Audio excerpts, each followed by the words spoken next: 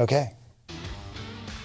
And we're back with Ben Ingram. Welcome to the show. Finally, we've been stalking you for years trying to get you on this. Thank you guys. I'm glad to be on here. Why have you been so nervous to be on here? You're such a social guy. I guess, but then when you sent me that questionnaire, I'm like, what 3 things that are interesting about you? Let me call my wife real quick, I suppose. Did she help you fill it out, or did she fill it out for you? No, she did not. She did confirm my ideas, though. Well, you did good, yeah. I appreciate the opportunity to be on here with you guys. Well, good, and we're happy to have you. And we always start off with, how'd you end up in Dripping Springs? But I think you're born and raised, right? I was born here, so I didn't have a lot of say in the matter. I want to know what that means, born here. Were you literally born here, or were you born in Austin? I was born in the barn off of one. No, okay. No, you were born Breach. I was born. My parents moved out here in '81. I have 2 older brothers. The reason they moved out here real quickly was because AISD, they lived in South Austin. AISD did that thing where they started busing kids from north to south, whatever. So my oldest brother was in kindergarten, and my parents were like, this is crazy. You have a first grader sitting on the bus for an hour and a half. So they started looking west. My dad was very close friends with, and still is friends with, the family that developed like Sunset Canyon, our neighborhood, Heritage Oaks, Meadow Oaks, and some other areas, the Jacksons.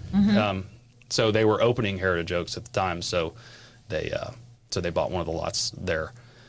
So I was born in Austin, but we lived out here. But that's the house you came home to, is the house in Heritage Oaks. Correct. And you have never left. Well, minus college. Yeah. Minus college. You live there now? I live there now. We bought it from my parents in 2019, and my mom reminded me not that long ago that in like 4th grade or 3rd grade that I told her, and I don't remember this, but she says I did, she's one day I'm gonna buy that house for me. That's cool. So it's it probably became a because self-fulfilling your prophecy. parents have bodies buried in the backyard, and you just need to stay. Maybe they. You don't have to tell us, but I bet you she didn't sell it to you for what they paid for it. Oh well, I don't. Well, they paid like $6,000 for the lot. Yeah, for the I believe lot. it. And I think Dad told me they were all in. And it's a 3,500 square foot, 2-story house. They were all in less than 100. Isn't that amazing? Did you That's amazing. Have you redone the whole house? We bought it in 2019. So in hindsight, before we didn't know that the world was going to shut down and California was going to move here and Chicago. And so you're looking at your parents' suckers. Well, there was a lot of work that needed to be done. I want to know, like, when you go back up in the attic, is there still some family stuff up in the attic?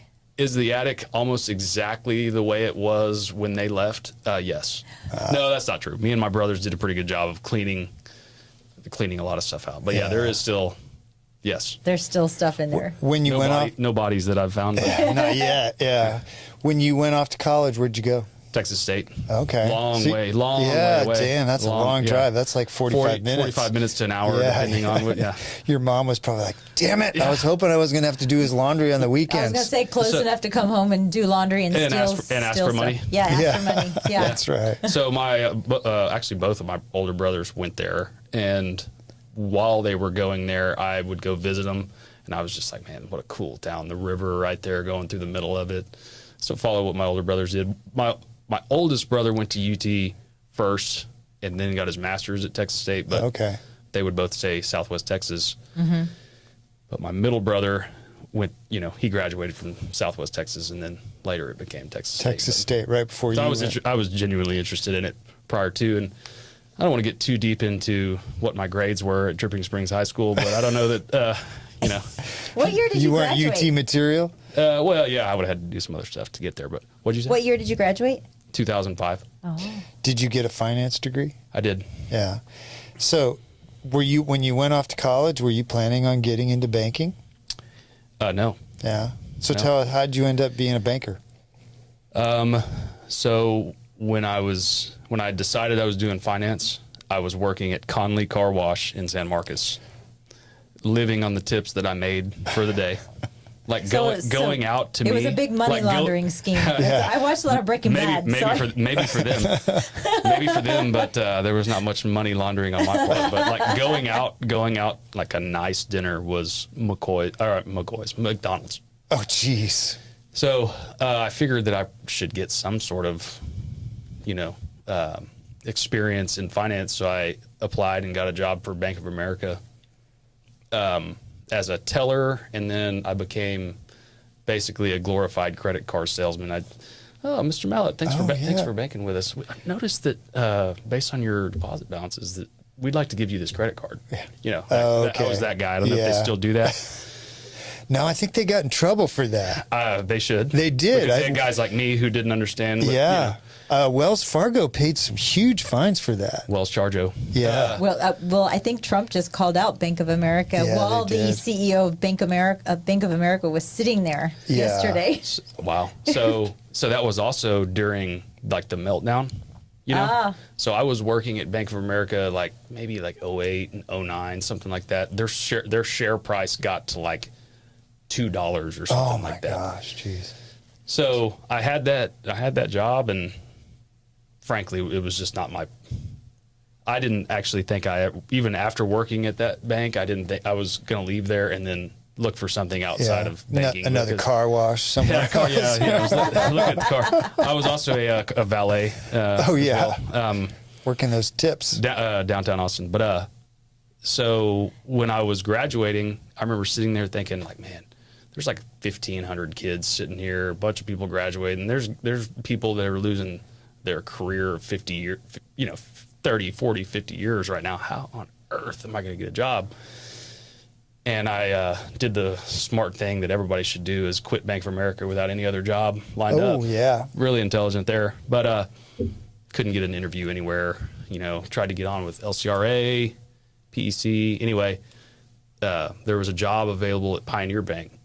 Oh, yeah. As a part-time teller. And I had experience. I was like, man, I'm going to feel really cool going to be a part-time teller in my hometown bank, But I did it.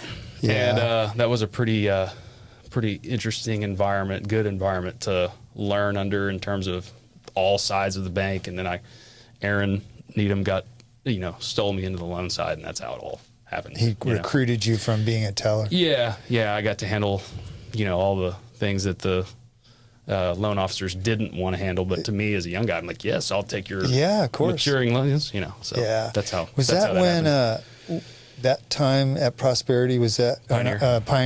Was that when Jeff was there? Yeah. He was the CEO. So I started there. What was his last name? Jeff Wilkinson. Jeff Wilkinson. Yeah, good guy. Good guy. That was in 2010. Yeah. Because I graduated December of 2009. Yeah. That's okay. Right. Yeah, he seemed like a good guy to work for. He seemed like he really took care of everybody. Jeff was a good guy. Yeah. Silence. Yeah. Yeah. Maybe on that one if we. Yeah. Actually, I'm going to make a note on that, so I will edit that out. Well, guess what? Welcome to YouTube. Oh yeah.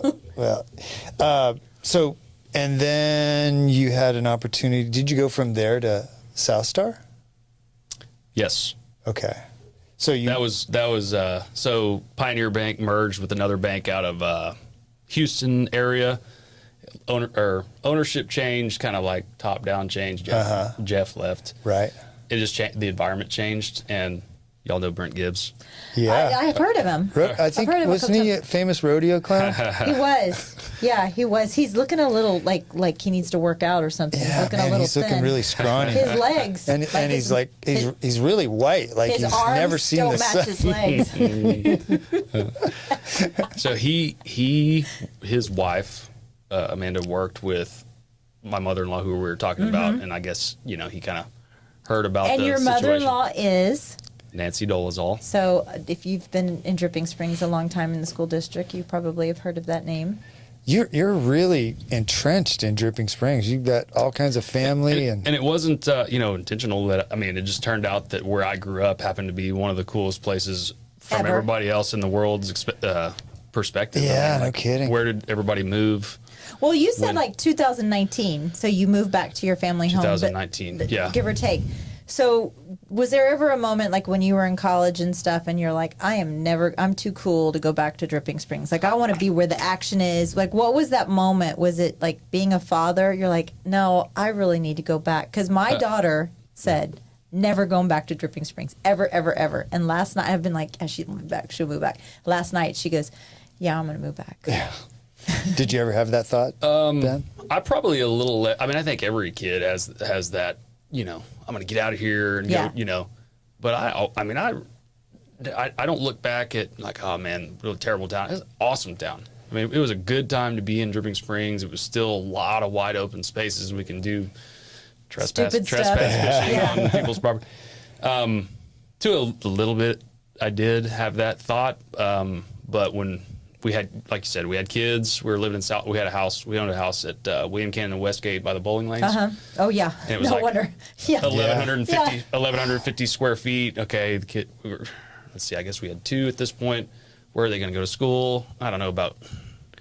It's not going to be Lake Travis. Not going to be Westlake.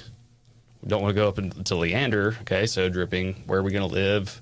At that time, my parents were figuring out what their next step was, and my dad was actually like, why don't you just buy this place? I was like, we don't want to live in y'all's house. And then I started thinking about it, like, why wouldn't we? You know? It's a good neighborhood too. It's a great neighborhood, great location. They just picked it right 40 years ago. You know, who would have known? Do you have any of the same neighbors? The people right next to us, Noble and Rebecca, they moved in probably like 2001. So yeah. They've known me since from when I was a smartass high schooler to a smartass. I knew smartass banker. To a 38-year-old smartass. The progression of the smartassness. Who else? Senora Johnson, who was we call her Senora Johnson. She was a Spanish teacher in the middle school for like, I don't want to say for a long time. She's known me since I was born. She lives down the street. Wow. Some of my friends' parents still live in there, like friends from the neighborhood. Yeah. When you were growing up here in Dripping Springs, like what besides trespassing, what would you guys do on a Friday night when it wasn't football? Like, it was trespass. Go to each other's houses, and everybody there was no Belterra, so it was neighborhoods with larger tracts, so we'd go, depends on what age you're talking about. Yeah, I think people are, I guess, really concerned now. I've heard a lot of teenage moms saying there's really not a lot for kids to do besides go to the movies or whatever here in Dripping Springs. We didn't have movies. You had to go to Austin for movies or go to Blockbuster. I mean, just hang out with friends. I guess you could say, what did y'all do when you were, just the things that... I lived at the beach, so we would go to the beach, and I remember... Where? In Corpus Christi. It's not, really? It's not a real beach. Oh. It isn't a real beach. Hey, I remember spring break. Born and raised going to Port A. You're not I was in Port A. My mom said, I do not want you down in Port A. And I was like, Mom, we promise we won't go to Port A. We're just going to go to North Beach. And we end up going to Port A, and there was like some big riot. And like some guy ran over this girl, and so long story short, I was on the news, and I was like, "Oh my god, I hope my mom doesn't watch the news." Yeah. So in high school, they had Nutty Brown was pretty awesome. Yeah. That was definitely. That was a happening place. I can't believe. I mean, I know why they tore it down because HEB bought it, but God, it was such an icon to lose. Well, I moved out here in '93. We lived out William Cannon in Convict Hill. Did you really? Yeah, and we would come out here to Nutty Brown, and it was a happening place then. We would go watch the Space Rockers, or what were something tomatoes. Do you know who I'm talking about? I do. I can't remember. I'll remember it tonight. Probably. Yeah, or it'll come to you in a little bit. So you went to high school where the middle school is now. Yeah, that was the high school. Mm-hmm. Yeah. Yep. Did you do any sports in school? I did. You'll like cross country and track. Oh yeah. Yeah. I had a little. I didn't have the best attitude maybe when it came to the coaches that we had, and I'm not gonna say any names, but I wish I had played baseball. If we'd have had like Coach Payne, I would have totally played for Coach Payne. But the guys that we had around, just keep going, Ben. Yeah, but track and cross country. So Coach Toozy, who is still there, it was her first time, or for her first year was probably my sophomore year when I started running cross country. Okay. And then I ran the mile, 800, and occasionally the mile relay. That's exactly what I did. Did you really? Yeah. Yeah. But in 1976, 77. So we had in my age group, do you ever hear of Leo Manzano? Yeah, yeah. So I see him running downtown. Well, it's been a while, but I used to see him all the time. So won a silver medal where did he win the silver medal? Was it London? I know the first time he went, he didn't do very well, but the next time he went, he won a silver. Yeah. But he was, I think, a year ahead of me, and one of my good friends who's Wait, he was a dripping? No. Okay. I was like, but you ran against him. He was Marble Falls. Marble Falls, yeah. And so Marble Falls, when it was in our district at that time, so I remember me and a friend of mine would kind of we'd try to pick out who we think we might be able to beat. And I used to do that too. And I was almost always wrong, but especially with him, because he was not he didn't really have he's not tall, he's kind of shorter guy, shorter legs, but man. Yeah, even in the 800, he would beat people by like 50 meters. Yeah, yeah. I mean, he'd run like a 152. Yeah, 800, which is I mean, that's significant. And that wasn't even his race was the mile. Yeah, that's what he got. That's what he won the silver in. I'm fairly certain it was the 1500, but so anyway, I think it was 1500. But when I saw him at Town Lake when running one day, and somebody told me it was Leo, and I was like, no, that's not him, because you're right, he doesn't look like anything much. But then I saw him running, and I was like, oh yeah, he doesn't look like the typical long distance build. No, he doesn't. So now you're back in Drip. You're raising your family here in Dripping Springs, and you are involved in just about everything Dripping Springs touches. I know that you're on the Ed Foundation. You do some chamber stuff, or you went to like the leadership class. I mean, what is it that you don't do here in Dripping Springs? Like, that's probably the easiest thing to list today, out. Podcasts. True. You're welcome. You're welcome. You better leave your check on the table before you leave. I've been on the Education Foundation since 2017. That's a long time. It's a long time. Yeah. What's so special about that? Like, for people that don't understand what the Ed Foundation does, can you kind of just give a little synopsis of what the Ed Foundation is? So we're a fundraising arm for the district, right? So we can, we take donations from our donors and give it to the district, right? So one thing that I don't know that a lot of people understand, I know y'all do, but like a wealthy district like Dripping, how much money the Robin Hood, how much money I heard actually earlier I was talking with someone who knew the numbers, like $11 million it's last year. It's a huge amount. 11 million. That Dripping sends? Dripping.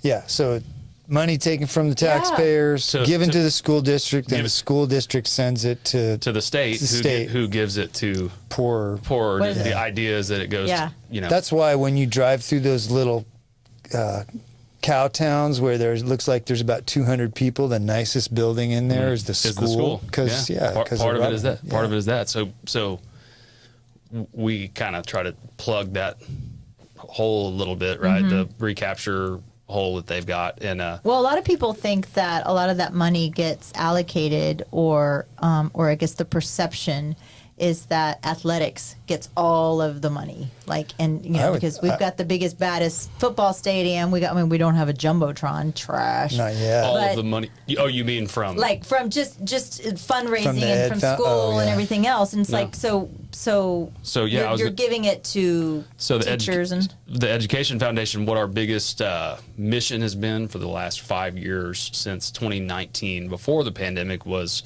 that superintendent came to us and was like, hey, we're starting to see a mental health challenge that that the kids are facing. So he basically asked us if we would commit to a significant amount of money designated to hire mental health counselors for kids. Wow. So I'm trying to find this. Oh, here we go.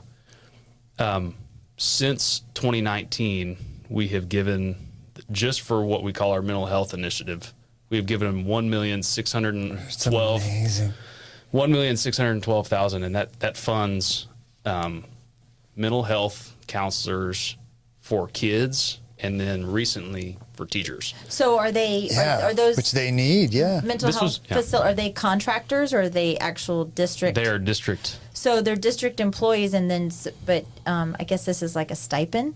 Is that kind of what it is? Would be considered? You mean our donation? To help fund.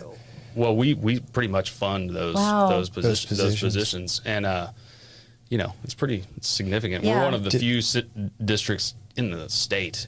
If maybe there may be one other one that has Yeah. mental health counselors like on staff, Yeah. right? So Did Brent Gibbs get you involved in the Ed Foundation? let's see. Well, Brent was on there, and I got on there when I was there. I guess that's how it happened. Yeah, because he got me. I was on the Ed Foundation for about 5 years, and he's the one that brought me on. And when we were on it, one year we raised like $36,000. I mean, that's significant. Well, right? we At were that high point. fiving each other, but now, God, you guys are raising hundreds of thousands of dollars. So you'll appreciate this. I asked Lindsay Herring, who's our executive director and is awesome at her job, along with Amy Embry. I asked her to give me some numbers because I knew we'd probably talk about this. Since 2012, $2,766,000. Amazing, Ben. So Amazing. where's your biggest fundraiser? Where does that come from? Or is it like, or do people give every month, or do you have that just one big fundraiser and that's where you're donating everything? All of the above. Oh. But the events we have is we have a golf tournament in October, which is a pretty good event. Well attended. We have, it's full every year. And then we have, we added a clay shoot a few years ago, which Texas Regional Bank is actually going to be the title sponsor for the third year in a row. Oh, nice. Of that. So y'all should come to that. Yeah. So the clay shoot. Do I have to shoot and the then- clays, or can I? Yes. you Doesn't have to. matter if you have a gun, you won't hit them No, anyway. you have to write so. checks. You just have to write checks. I would just write checks. So, You don't do casino night anymore? no, That was- they have a gala and it's themed every year, but I think that may have been a theme. I know what you're talking about. We did casino night a couple of times, and yeah, it was great, and we had a lot of fun. But we would raise like $10,000. Yeah. Well, it's just it's a scale time. Yeah. Time goes on. A lot more people out here. A lot more Yeah. companies out here. But yeah, so those are the events that we do. Then we have monthly donors. Our teachers actually. I think this year we had more teacher participation, like teachers taking a few bucks out of their paycheck and giving it to Aw, us. That's cool. That's really because nice. they Yeah. realize how much good it's doing. Yeah, That's really nice. Well, I guess now that you're a father here and your kids are in Dripping Springs, and so it's being a student in Dripping Springs, now being a parent in Dripping Springs, so you're seeing a different need. Mm-hmm. I think you've seen a lot of changes on how Dripping Springs has grown Yep. and changed. And right before we went on air, you were talking about a story about your parents almost buying a property off of Creek Road Mm-hmm. and missing that kind of opportunity. Can you kind of reiterate that? Let's put it. The reason they didn't is because my mom felt that where they were buying was already in the boonies. So you go another 10 miles, which is in the Belterra which is area. where Belterra is. Yeah. But yeah, it was basically where Creek Road and Mount Gainer come together on that curve. They could have bought 45 acres for. Like $2 an acre. Oh man, it was a very low price. You couldn't buy a car. $600 an acre. I think that's right. Yeah. 600 or 700. Isn't that amazing? I And know that you could buy. Yeah, it's wild. the lesson there is, because they probably thought that was a lot of money. They The did. lesson there is that it always feels like a lot until 10 or 15 or 20 years later, when it Hindsight's seems like it's 20/20, Yeah, it's nothing. I agree. Are you one of the quote old timers that say, "Oh, there's too much change in Dripping I Springs"? don't think you are. I've never heard you say No, I anything like haven't. that. But what is your argument against the people that kind of say that, like, dripping is changing way too much? I don't like it. The roads, the It's too this, crowded, the what. yeah. It's too It is crowded. too and crowded, but- Keep dripping. I mean, I get it. I understand. I'm all for responsible growth. But anywhere you go. I mean, like I said, I've been in Austin since '93, and I've seen Austin grow like crazy. So you can't exactly work for a bank and make loans and True. be against growth. yeah. Right. But the personal part of me misses, where Super Sucks grocery store. No, you don't miss that. You're looking at a former employee. Of Super I S. may have checked y'all out at one point. Sold us some green meat. Yeah, thanks for selling me that expired butter. I was sick for A days. 17-year-old me was in charge of cleaning that meat market. At the, You did not do a very good job, Ben. No, I didn't. Do you think I was more motivated in cleaning it, or do you think I was more motivated in going and hang out with my buddies? So I don't know. In the back by the fridges, yeah. They probably thought like hiring people nowadays was hard. Can you imagine back then? Mm-hmm. You were like, guess you just walk by the store and you're like, you're hired. Yeah. What was Alan Cohen was on 100 episodes ago and was talking about once a year they used to have a meat sale. And there would be guys would come in, like cedar choppers would come in with their pickup trucks and just fill the back of the pickup truck with meat because it was on sale. Wow. Well, by hundreds of pounds of meat. Yeah, that place, it was meat sale. You know, it was an interesting job. I think I got like $6.50 an hour, which was that's pretty good money back then. You know? Yeah. You don't have to pay for anything. But do you make that much now? Now you make $7.50. Inflation adjusted, it's probably about the same. Yeah. Give or take. Where else did you like? What else was here when you were growing up that you really kind of remember? Like, where would y'all go? Did you go hang out at Dairy Queen? Yeah, Dairy Queen. Man, Grand Slam Pizza. Oh yeah, It was a big deal. Yeah. And it used to be a little bit, and it is still a great place. Yeah. It used to be where the pharmacy is now. Mm-hmm. Okay. And they had a little arcade in the back. I mean, that was there. You know the Armadillo building that where Pizza Cave opened, and then they moved from there right next to Central Garage, the building, right? Yeah. That used to be Showstoppers Video. I remember that. That was here when I first moved here in 2003. Yeah. I was a do big deal. remember that. Yeah. That was a big. So that was like a Drippings version of Blockbuster. I mean, you know, the community pool was always there. It used to be in the kind of middle, a pool in the middle of like really nowhere. Now it's, you know, That's the pool at Founders. yeah. Founders Park. Have you seen the skate park that they opened? Yeah. Isn't that cool? It is so awesome. Yeah. I got to know Dennis Baldwin. We had him on. He's been the on, podcast. yeah. What a great guy. Yeah. I when they first started doing that, like 10 years ago or whatever, however long it was, I mean, he put a lot of time in that. Yeah, he did. Right. He's still putting time in on it. And my boys have discovered it, and we go like ever since. Oh, that's cool. Ever since like November, we've been going like at least once a weekend. Do you skate with him? I do not. If you say you're too old, I'm going to kick you. No. I'm not. But I also don't want to break my tailbone before I have to take 3 little boys home. Yeah, you know? that's true. Actually, I saw Dennis there the last time we were there, and he was like, "Man, it's so good to see you up here. Next time we'll get you on a board." You know, I was like, maybe I should. Yeah, he told me the same thing, and then I was like, I was kind of all excited about it, and then later on, I was like, he's really good too. Yeah, well, I know he is. Yeah, I've seen him skate. Wow. But you asked me that question earlier about I'm not. I mean, it's inevitable. It's inevitable, right? You're 25 minutes from Austin. Growth, growth is inevitable. And then you have the school districts. You know, they've had the exemplary status for however long it's been, right? And I mean, it's only a matter of time before it was going to happen. So it's like, kind of is what it is. Do I miss seeing, open? Of course. I mean, but also there's a lot of good people here. We still have a lot of that. Yeah, if you look around, there's still a lot of like if you drive down Creek Road where you're talking about your folks almost bought, you feel like you're way out in the country. For sure. Yeah, and that's really awesome. And then good people come with it too. Hey, we don't have a Walmart, okay? Man, I hope we don't. Not also, yet. No. But yeah. I want to ask you a business question. Why should people come to a local bank instead of a large national bank? Ooh, that's a good question. Ooh. Do you want to be a number or somebody, or do you want to be somebody that's known and where you walk in and you see the same person every day and they, like, hey, Steve, how was the and that's half exactly marathon? how it is. How was the half marathon last weekend? I think, COVID kind of answered that question for a lot of people.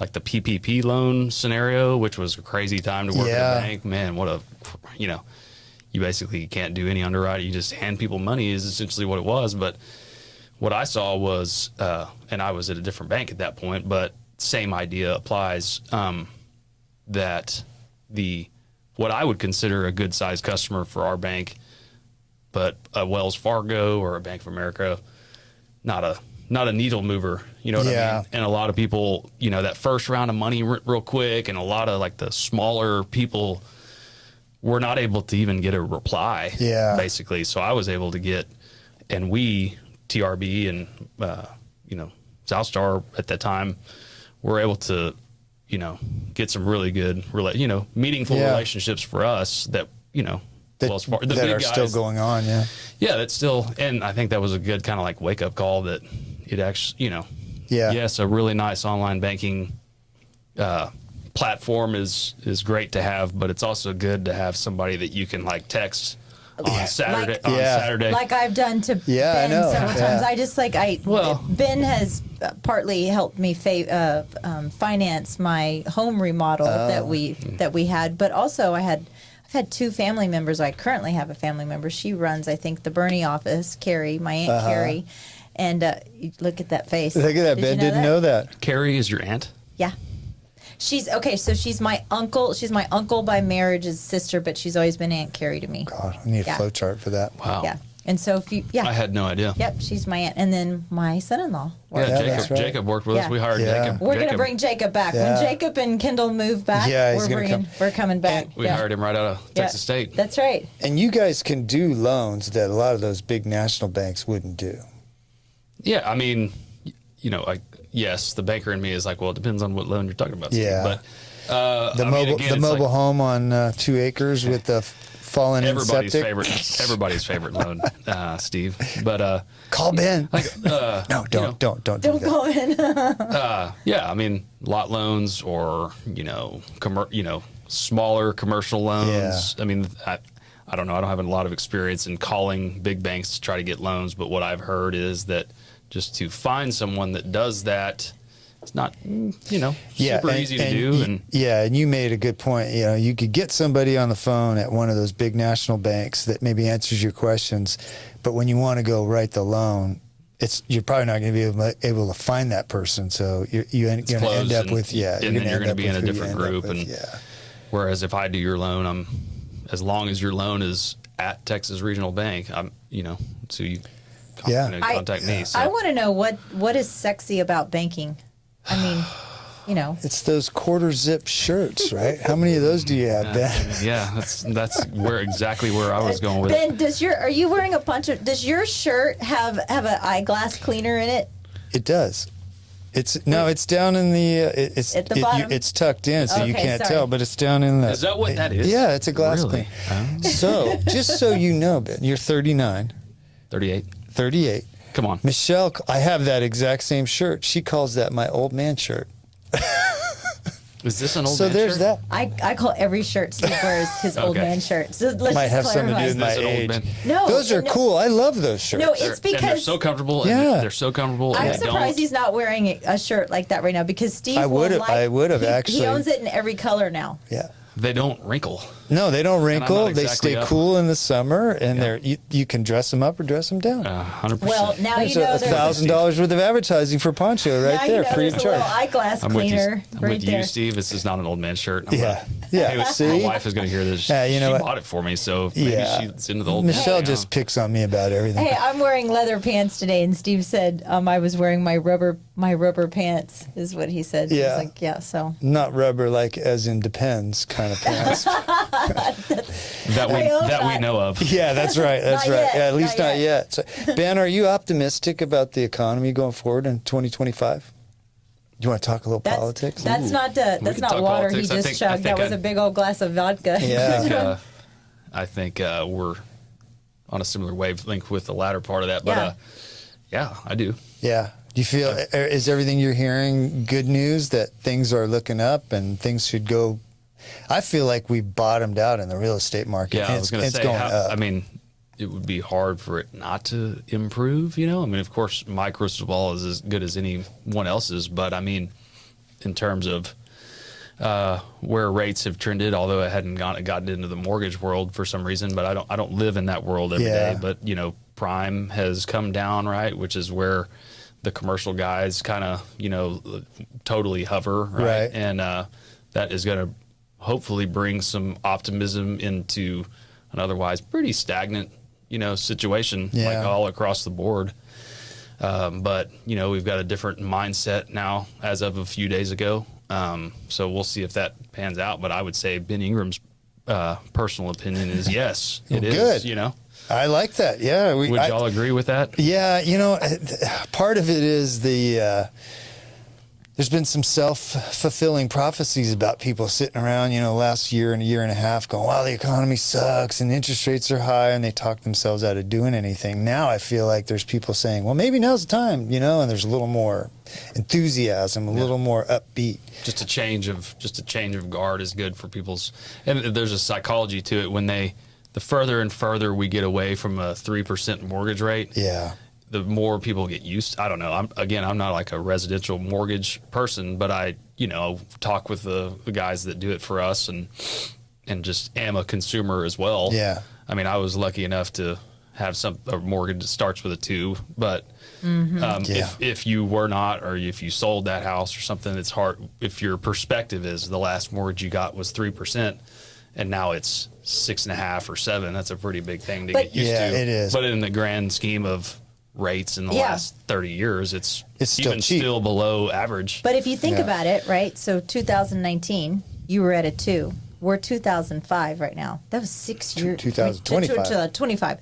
That was 6 years ago. So the buyers that are in the market now, they weren't necessarily in the market 6 years ago. No. So this is what they know. Yep. This is what they're used to. Part This of is what the has to 7. happen is that people just have to say, this is the new normal. This is what you pay. This is what it costs to own a house. This is what interest rates are, and get used to it. And if you like the house, buy it. And if rates go lower, then you're in a better position because you got the house that you wanted. That's right. At a price that's arguably pretty reasonable these days.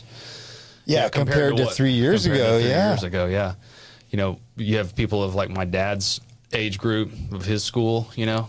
He's like, oh, people complain about 6.5%, 7%. Yeah. We got 15. Yeah. We're happy to have it, you know? Yeah, my first mortgage, I think, was 12.9, and I refinanced at 8.9. I was like, yes, I hit the jackpot at 8.9%. But then I also tell Dad, like, yeah, Dad, but your first house was like $35,000. Yeah, So, well, that's true. True. but wages and everything, Well- if you factor all that in as a... You know, we were just talking about, you know, $600 an acre. There will be people 10 years from now saying, well, you know, I bought my house in 2025 and I only paid $600,000 for it. And people will be like, whoa, really? Now it's worth $3.2 million or whatever, you know? It's hard to make money in real estate if you don't own anything. That's true. Sitting on the sidelines waiting for the right opportunity, you don't make any money. Paying somebody else's mortgage and taxes. Yeah. And we're starting to see a lot of people doing that. Oh, I'll just rent for a while. Like, why? You're just throwing your money away. If you can afford to buy something, buy something. Unless you're not tied to a specific area, or, you know, you thinking about taking a job elsewhere. Yeah. I can understand that situation. Yeah. But, I mean, I would rather, my personal opinion is, and maybe I'm biased because I'm work at a bank, but I'd rather own it myself. But Yeah. and then when you have the opportunity to buy your parents' house like you did for a little bit of a discount, that also helps. Yeah. In 2019, before everybody realized how much they wanted to be in this area. Do your brothers knock on the door when they come to your house?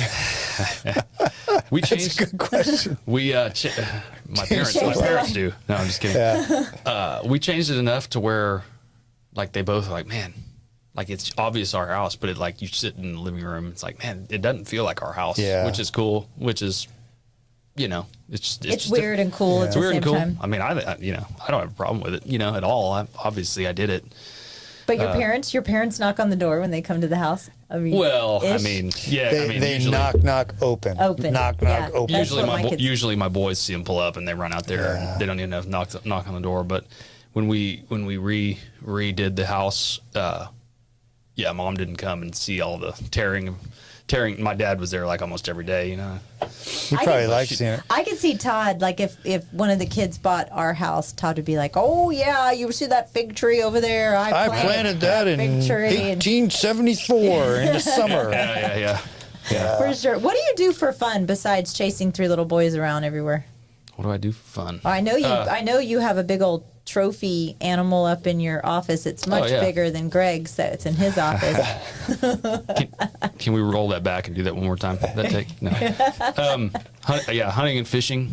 I've grown up hunting and fishing. I try to play a little golf, although, you know, I play like scrambles at work, but you know, it's kind of hard to take when I get the boys. It's kind of hard to take a full Saturday off very often. Yeah.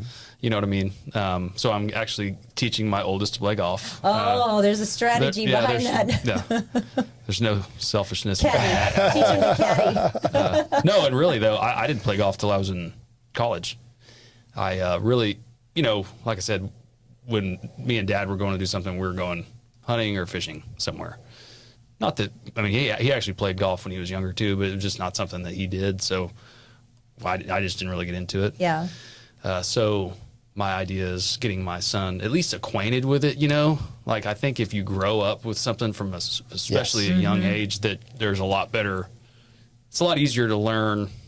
I don't know. This is at least my opinion, that if you're below a certain age, I don't know what that is, but if he's only 9, so if he goes, even if he doesn't pick up on it or love it at first, he will at some point. Yeah. Like everybody does, and he will have that experience. I just wish I would have started earlier, but I'm an awful golfer. it's a hard sport. My It is a dad hard golfed. sport. If my uncle golfs every single day. He lives in Horseshoe Bay. Every Yeah, single that's day. awesome. He golfs every single day. That's his. I think that sounds terrible. He loves it. Are you not? You I not loves it. I wouldn't say I hate golf. I'm indifferent to golf. I'll go play like at a charity event or something, Yeah. but I'm terrible. It's frustrating. You know, nobody likes to suck at something, right? But if Oh, you that's don't, why you don't like it. Yeah, 'cause it's you very suck humbling. at it. Yeah. and I'm not saying you suck at it. I've No, never seen you play, but I do, Ben. I suck can, at golf. I can say I'm like a 95, Okay. which, you know, but I also play I don't play that much. You have to Yeah. dedicate so much time to it that I just And don't it's an have. expensive sport too. I mean, I think it seems like a lot of, yes. Well, just to Everything's play and all more the equipment. expensive. Yeah. Yeah, I think but you know, If you get the baseball for opportunity- kids is super, No kidding. super Yeah. Especially if they expensive, get too. into like select baseball and they're 100%. traveling all the time. Yeah, you're Have spending you 10, 15 played grand a year. driftwood yet? I have played driftwood. Really? I just How saw, was it? Awesome. Like TikTok It's really was good. amazing. Somebody on TikTok they filmed a whole thing about being on driftwood Man, it and was- how. I mean, I just said I'm a 95, so I'm not like good. Like, Yeah. no, you wouldn't see me playing, but oh man, he's good. I mean, Yeah. he can hit a shot every now and then. But from that perspective, it didn't seem like a hard course. You know, like I played some, like, man, what's that one out in Wolf Dancer out in Bastrop? God, that is a hard That's course. a hard course. But it's just a beautiful course. I mean, oak trees out there. I mean, just And all the everything. little It's perfectly stops that they have. manicured. Yeah, what do they call them? Comfort stations. Yeah, the comfort stations. Comfort stations. Yeah. Fully stocked comfort stations. Yeah, it's something else, and the all the people that work there seem like really happy to work Yeah. there. Like the young guys that are like, "Let me get your club, sir," you know, like that. Like, Yeah. We got a tour of that place when they were building the golf course, and it Twice. blows my, Yeah. It just blew my mind that, you know, that the quality of what they're doing and how much money they spent and how much Man. money it costs to be a member. yeah. Did you get invited out there for some charity thing? How'd you get in the door? I knew someone who owned a lot at one point, Yeah, and was yeah. invited by them. I went That's to cool. a political event out there first part of November. For Judge Tanner. Yeah. And so they gave me directions on how to get to the house, and like I was like, "Oh, oops! I accidentally turned right and like went the long way." And some of the Whoops. houses in there are just amazing, Man. amazing. Yeah, they had one when we were there. It was they called it a bungalow. It was on the creek that runs there. Onion Creek. Yeah, Onion Creek. But I guess there's two parts that run Yeah, through. This towards was on the smaller part. towards the back, yeah. Yeah, and they Salt called it a Lake side. bungalow. It was $3.4 million, like for This a bungalow. little bungalow. Your bungalow doesn't cost 3.4 I don't million? know. Nothing I own costs $3.4 million. Coincidentally, me either. So, Yeah, yeah. Well, you know what's funny is when we went out on a tour out there, we were with about, 15 other realtors. And while we were walking around looking at everything, I said out loud, I said, if every realtor here pooled all of our money, we couldn't afford to own a house and be a member of the country club here. That's how expensive it is. I also remember you and I laughing as we were in these black SUVs, like we're like rock stars driving through, and we were like, they're never going to sell this. They're never going to sell it. And then true. all of a sudden it was like, they're sold out. Yeah. I remember hearing like they're going to sell, whatever the original price was per acre, and we were like, Yeah, you're Yeah. crazy. Good luck with that. Yeah, And you're then crazy. it's now I don't know exactly, but it's 300%, I think, of what that was. Yep. So- Yeah, it was crazy expensive when we first saw him. It was like, I don't even remember, like $1.2 million for 3/4 of an acre lot or something. Yeah. Yeah, which I think they're A lot more than that now. Yeah. moss than that. But Yeah. Ben, do yeah. you spend any much time on social media? No, not according to his Facebook page because I couldn't really I'm not a stalk poster. him. No. My wife does a little bit. No, Yeah. I mean, X, formerly Okay, known as Twitter. That's where I look at news and stuff like that. But I don't have Instagram. That's my husband. Do you do that? He doesn't do Facebook, Yeah. but he'll be on X all day. Is that a conscious thing, or are you just not interested in it? With X, I just think it's a pretty good way of. Yeah. I don't know that X realizes the algorithm that drives it. I don't know if it knows which side of the equation I'm on because I have different. You got this person over here and you got this person over here. I just think that's an interesting way of doing it. Just see what the perspective is on either side. But I've told people I have a little bit of social media anxiety in terms of posting myself because Because you don't like talking about yourself for 45 minutes. What did I tell you before we started? Yeah, kind of. Well, I don't know. I got a Facebook account when I went to Texas State. Originally you had to have a school College. You had a college address or school email address Yeah. to be able to get on there. So it was like this thing of college kids at first. And then yeah. I remember seeing like people's parents on there. I was like, man, Get off, Yeah. old people. sorry, I never had a MySpace. Get Yeah. off my lawn. Yeah. I never had MySpace either. Did you have a MySpace, Steve? I did not. Steve still gets on there every. Yeah, he still posts. I was just on there last night. Yeah. Are you promised you never had a I MySpace? never had a MySpace. But what you reminded me of, do you remember Oakley sunglasses? Oh yeah. Oakley's, probably when you were a kid, Oakleys were cool, right? Yeah. 100%. Same thing happened to me. It's like I used to wear them. I used to ride in them. I'd run in them. I'd wear them as casual glasses. And then I saw some 70-year-old guy at Costco wearing them. I'm like, I'm done. I'm selling every pair I got. Never going to wear them again. Going to Ray-Bans now. Yep, that's right. Something else. Another thing that used to be really cool that I used to do when I was a kid, to answer your question from earlier, was we used to rollerblade. Oh, really? Rollerblades were cool. Where did you rollerblade around here? Well, 290. we had 290 in the slow lane. where did we do? Friends' houses that had long driveways. The Veloway. Oh, yeah. The Veloway. I hadn't been there in a long time until about 2 months ago. Took the boys over there. Man, what's a cool place. Yeah. But go over there, just roller rinks. Are those? Yeah. Still, I don't know. If those I are think still they a are. thing. I used to play rollerblade hockey. Yeah. And we would go. And, I don't know why it became uncool. I don't know. It was Have fun. Have you If you seen see- yourself I was in a gonna pair say- of rollerblades? I was getting ready I'm to say telling it's you, hard like, to look cool doing it. I'm just but gonna say the idea of it is, to me, cool. I don't know. Maybe we can edit this part out. But Yeah. No, we're not editing any of that out. I bet Greg Lick's pretty good at rollerblade hockey he is. and ice hockey. Just ask him. Yeah. He'll tell you Just about ask it. him. He'll tell you Just about it. ask him for sure. My boys love Greg. All three of them do, but especially my middle, because my middle he went to Pathways at the Methodist Church. Oh, yeah. And I would bring him to work with me before I'd take him to school a lot of times. So him and Greg became friends. And of course he knows that Greg can ice skate. And then they started doing the ice skating thing at Christmas time. Oh. So Greg came up there while we were all ice skating, and they were just, oh my, Greg he's amazing. Yeah, that's He's funny. so much better than you are.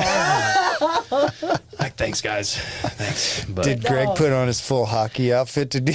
he had some hockey gear. He brought his own skates, which I understand I'm that. sure. but Yeah. He's legit. I mean, shout out to his team. They won their. Oh, I know. I saw Did that. he tell you? Okay, yeah, I'll I probably already saw saw it. See, you're on social media. We didn't see that because we're not on social media. Sorry. You're not on? No, I am. I'm not on it as much as I used to be, and I'm certainly not on it as much as Grammy Lewis. I mean, over here, I think the idea is that you need to have a social media presence for like business and stuff. I just have never. I mean, it's not something that I've ever really pursued. Not for any other reason than I I don't know that people really necessarily care what my opinion is. So I don't know if that's, but I just don't post. I don't know. I don't really. I've never really thought about it. I just don't. I have taken I was just telling somebody yesterday, I've kind of taken a post and ghost stance on social media. That is like, so true. Yeah, so I just post something and I don't pay any attention to it after that. If somebody wants to make fun of what I said, it's like, I don't even care. I do have to tell him, like, okay, I tagged you in this. You need to share it. Yeah. And I'll go, how do I share that, Michelle? I don't know how to share that. Yeah. No, I don't consciously not have Instagram. I just already have Facebook, and it seems like, I don't know. A lot of my friends are like, God, you're so old. I have Instagram for my husband only so I can tag him, and that's it. But yeah, he's the same way. But Ben, I really have enjoyed sitting down with you. Are you not nervous anymore? I mean, because we haven't been recording, so we're going to start all over again now. Right? Yeah. Are you okay with that? This is just practice. Yeah. No, I appreciate, like I said, I appreciate the invite, and no, I'm good now. Yeah, I say this all the time on the podcast, and I'm going to say it to you. I have known you for 5-6 years, probably maybe a little more. Yeah, through Dripping Springs Elite, you guys came on, and I feel like I know you pretty well, but I'd probably be 3/4 of what you told us today I didn't know about you. And that's one of the reasons I enjoyed it. When you have the opportunity to sit down and talk to somebody, you learn a lot of things. Well, Ben found out a lot about me because now Ben calls me. What's my name? This is the Mallett and Cheryl podcast. He's like, hello, Cheryl. Yes, Cheryl. That's right. Sure, not too many people know that. No. Now they do. You can get rid of that and call her Grammy Lewis because it kind of bothers her a little bit. So it doesn't bother me at all. I love it. Grammy Lewis. I'm so excited. Sounds like it maybe does. I think you're right, Ben. I think you're right, just a little bit. She's doing some reverse psychology on us. That does not bother me at all. I love it. It's the best No, ever. it doesn't. It really doesn't bother me. I can see it being totally awesome. Plus knowing Jacob, and I don't know your daughter. I mean, I've met her, but I don't know her like I know Jacob. But Jacob's a great dude. Oh, I know. He's going to be the best girl daddy. He really is. I'm very excited for them. So, yeah. Well, Ben, thank you very much for spending this time with us today. I really enjoyed it. Yeah, and I'm glad we finally got you to come on. Yeah, I'm glad I was able to get on here and appreciate the opportunity to sit down with you guys. All right. Take care. Thanks. Rollerblade away, bud. Yeah. Wasn't that fun? That is. Yeah, we're out. How long was that? Oh, whoa. Oh, like 4 hours. It was. Was it 45 minutes? It was like 50.